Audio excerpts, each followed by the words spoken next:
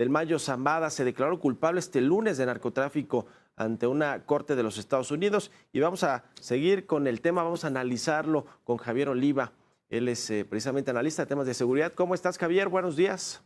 ¿Qué tal, Mario? Buenos días, muchas gracias por la oportunidad y saludos al auditorio. Gusto saludarte. ¿Qué significa para México y Estados Unidos esta declaración de culpabilidad del Mayo Zambada y lo que dijo, ¿no?, en esta relatoría de su vida criminal en 8 minutos allá en la Corte de Estados Unidos, pero que pues estamos hablando de 50 años según lo que reconoció el propio Mayo Zambada?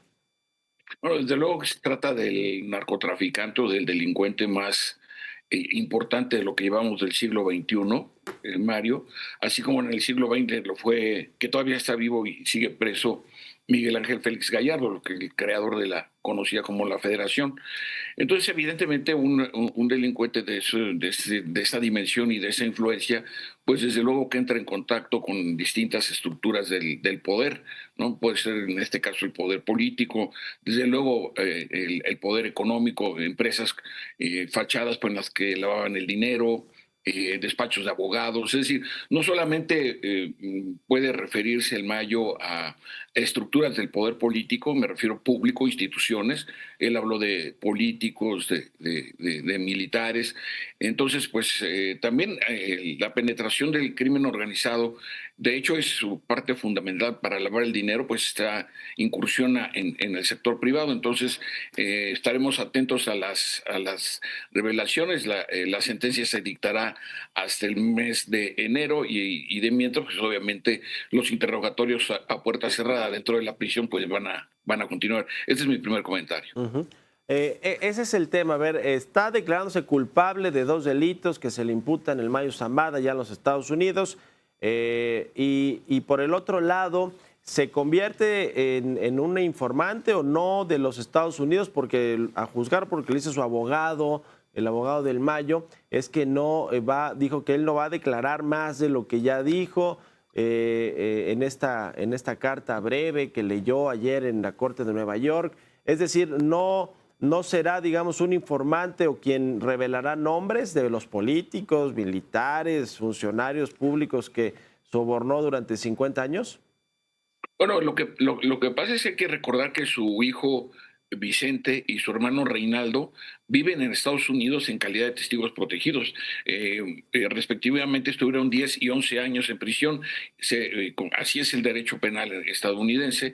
Llegan a una negociación en donde, por ejemplo, Ovidio Guzmán ha entregado 80 millones de dólares, como sabemos, al inicio de su juicio. Entonces, esta posibilidad de negociar las penas, me parece que más temprano que tarde, pues es muy probable que también Ismael Zambada se asista a esta figura, y si no, porque al declararse culpable, pues evidentemente se trata de una forma de comenzar a acercar algún acuerdo que, insisto, no está fuera de la ley en el caso de los Estados Unidos, y que esto yo me parece que va a suceder, sí va a ser muy probable que llegue a un acuerdo. Por el momento no lo hay, pero sin duda alguna, conforme avancen las audiencias e, insisto, los interrogatorios privados o a puerta cerrada en la prisión federal donde se encuentra recluido, pues ahí comenzarán a salir nombres y datos específicos de cómo operaba él como delincuente. Ujú.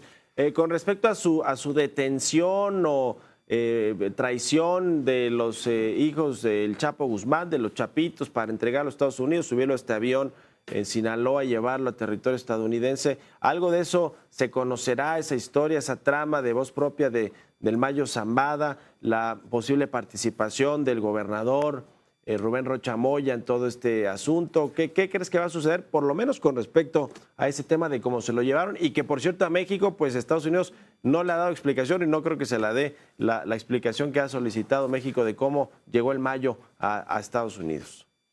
Sí, mira, Mario, acabas de tocar un punto que es clave.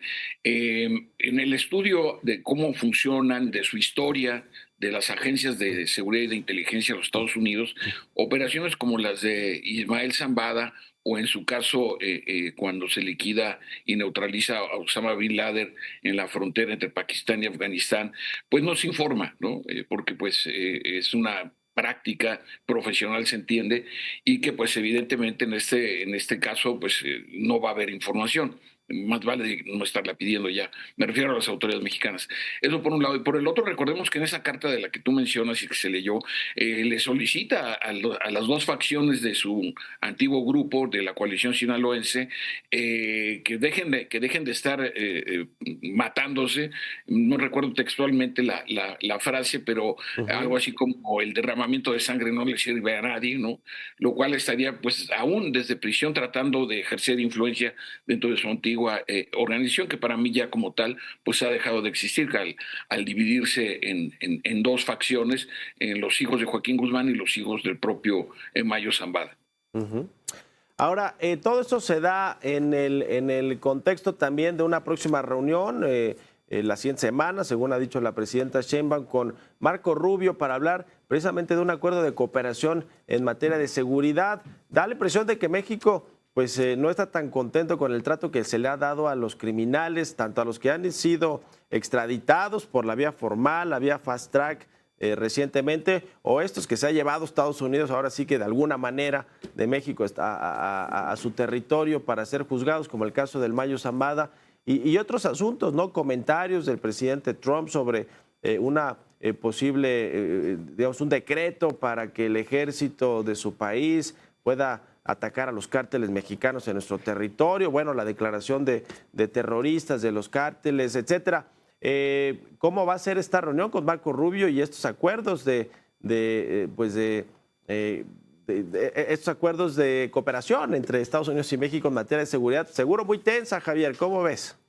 Sí, bueno, se han venido postergando desde aquella mítica lista, ¿no? De la lista Rubio, ¿no? En donde Sí. supuestamente hay una cantidad de nombres vinculados a la esfera pública, digámoslo así, en general de nuestro país. No se ha sabido más. Y sí, claro, el contexto, aunque no está precisado el día y la hora en la que vendrá el jefe del Departamento de Estado, que es el cargo dentro de la burocracia federal de los Estados Unidos más importante. El del presidente es un cargo de elección, Ujú. pero como funcionario, como burócrata, el jefe del Departamento de Estado representa la posición internacional de los Estados Unidos y en el caso de México más aún siendo país fronterizo, como sabemos, tanto a nivel marítimo, terrestre y aéreo, y esto nos coloca en una posición que a mí me parece debiera ser más consistente y no estar reaccionando ante las agresiones verbales o jurídicas, ¿no? Que proceden del equipo del presidente Trump, que básicamente lo han acompañado desde Miami, desde Florida, en su carrera política y que pues tienen claras posturas xenófobas, racistas y claramente antimexicanas. Mario, hay que señalarlo. Ujú. Y hay que recordar que Marco Rubio es senador por Florida, no, evidentemente está con licencia, pero es una persona que conoce bien América Latina. Recordemos que sus padres son inmigrantes cubanos, él es estadounidense de primera generación. Sí. Entonces, tendrá elementos suficientes para sentarse y ojalá lleguen a un acuerdo en donde México, su principal exigencia tiene que ser el control a la venta de armas en los Estados Unidos, de fusiles de repetición y de alto poder. Ujú.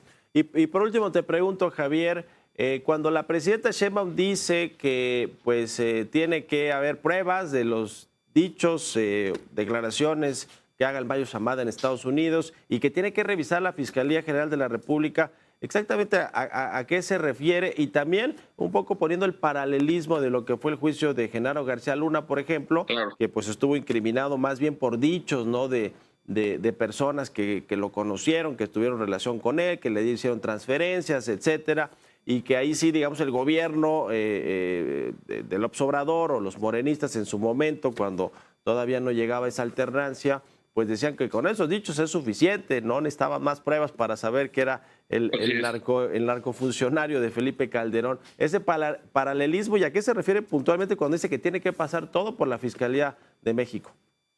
Sí, nuevamente yo no soy experto, simplemente a fuerza de los acontecimientos he estado estudiando que en el caso de los Estados Unidos, cuando un testigo o un acusado, un testigo a favor o en contra del acusado, testifica ante el jurado, adquiere nivel de prueba.